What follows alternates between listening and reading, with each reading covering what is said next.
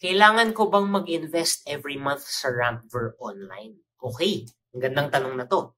So Rampver Online is the latest digital investment platform in the Philippines. In Rampver Online, we have mutual funds available from 4 of our credible and reputable partners. These are Atram, PhilEquity, Sun Life, and Call Financial.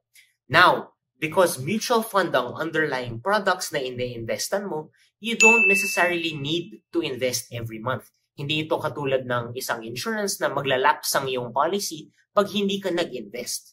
However, we do recommend that you invest regularly. You practice disciplined investing, whether this is monthly or this is quarterly, depending on what you're comfortable with.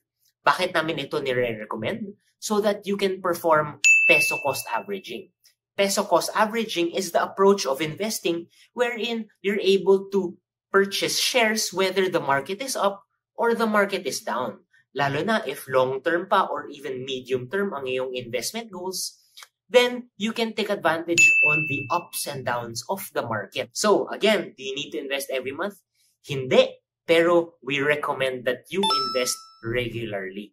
So, if you want to learn more about money, investments, or insurance, follow Rampver Financials in all of our social media accounts, lalo na dito sa TikTok where we get to answer your questions. Kaya, kung may mga tanong man kayo, comment nyo lang down below with the hashtag AskRampver. So, yun lang tayo for today. Again, cheers mga ka-RFF!